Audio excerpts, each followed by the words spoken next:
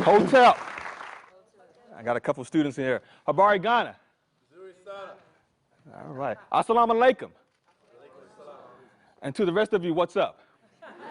It is my honor to be here today to speak to you for a few minutes about some of the work that I do. I know that we have a lot of students in the house, so I know some of you are hoping to graduate summa cum laude, right? Some of you are hoping to graduate magna cum laude. Others of you are hoping to graduate cum laude. And then, of course, some of you are hoping to graduate thank you laude. Just get me out of here so that I can go on with my life. Regardless of where you are, one of the issues that has really been pervasive in the discourse around African Americans is African American student achievement. That is, why is it that African American students at every grade level, from grade schools to college to professional schools to law schools, med schools, it doesn't matter, why is it that the achievement of African American students seems to always fall in comparison to their white and Asian counterparts? And you have a lot of individuals who have given us theories or their own thoughts about what's going on. Now, a few years ago, you might recall there was a book written by John McWhorter. And John McWhorter was an African American scholar at the University of California, Berkeley, who thought that he would share with the world his insights about what is the problem with black students. And in this book, he essentially challenged the idea, or actually not challenged the idea, he gives us the idea that black students don't value education. That in fact, that black culture is not really set up to promote academic achievement. And he gives us an argument that is based primarily or largely on his own experiences as an academic at the University of California, Berkeley.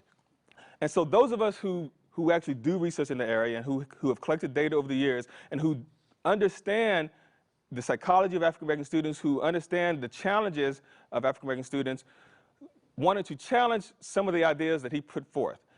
Because it is not the case that there's anything inherently problematic about black culture that does not value education. And in fact, in one of my earlier articles, I asked the question, if black people don't value education, why is it that we fought so hard in this country for the right to have access to the best teachers, to the best resources? Why did so many of our ancestors die and fight and struggle so that we could have the same education opportunities? It is not the case that black people don't value education. And anyone who would suggest to you that that is the case is not telling you the truth.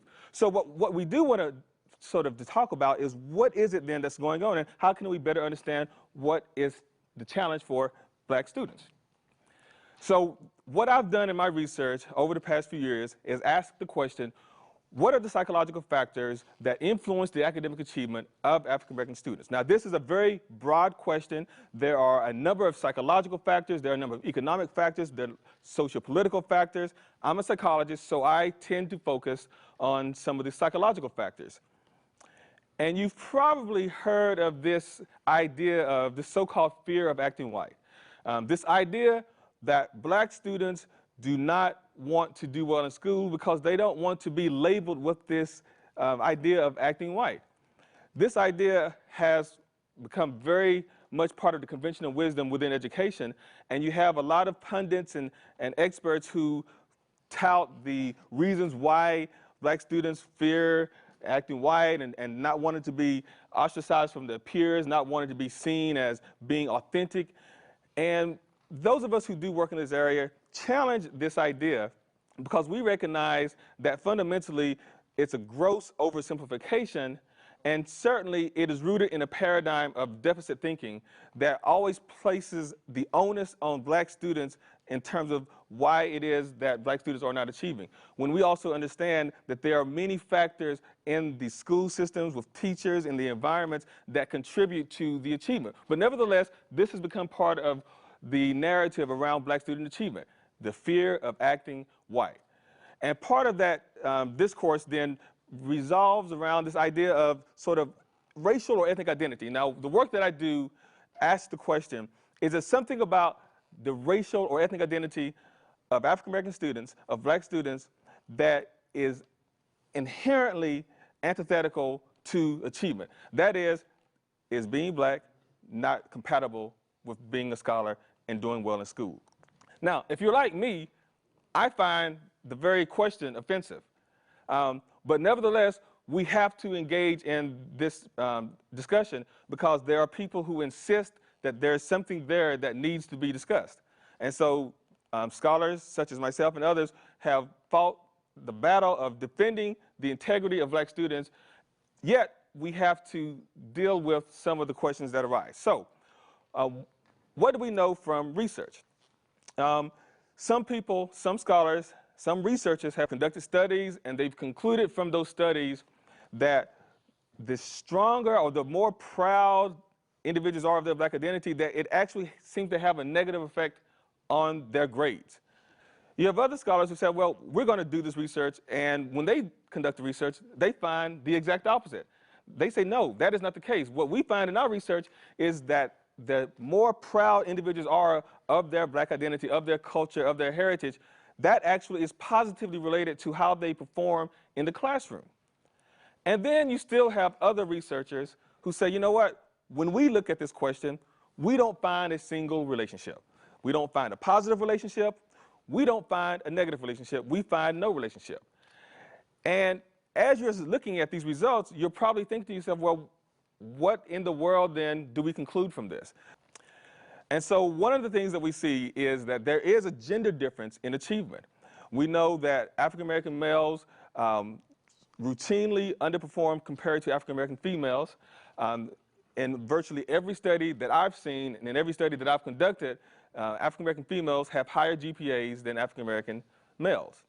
And part of what we see in the literature is that African American males seem to be disconnecting or disidentifying their self-concepts, their identities from achievement. One of the examples that I give in my classes is when you were in, say, kindergarten, first grade, second grade, and you turned in an assignment, and when you received that assignment, when you received a smiley face or a sticker that communicated that you had done well, for all students, no matter what your racial or ethnic or cultural background is, you feel good because you have been validated. Your hard work, your efforts have been validated.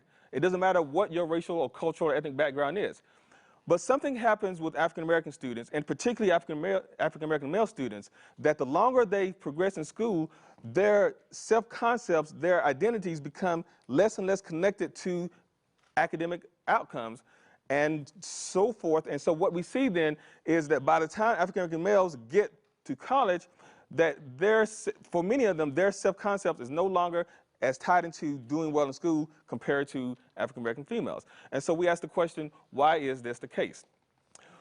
One of the studies, and I want to share this with you quickly, when we look at identity, and this was a very surprising study that I conducted a few years ago, when we look at African American males and females and at this particular college, they had relatively low racial identities. That is, their identities were not as strong or as prideful as we might expect. We see what their GPAs were. GPAs were virtually the same. But for African American women, as they had an increase in their racial or ethnic identity, we see an increase in their GPA, a quite dramatic increase. But when you look at the chart for African American males, we see the exact opposite, that the stronger identity African American males developed in this particular sample, the lower their GPA.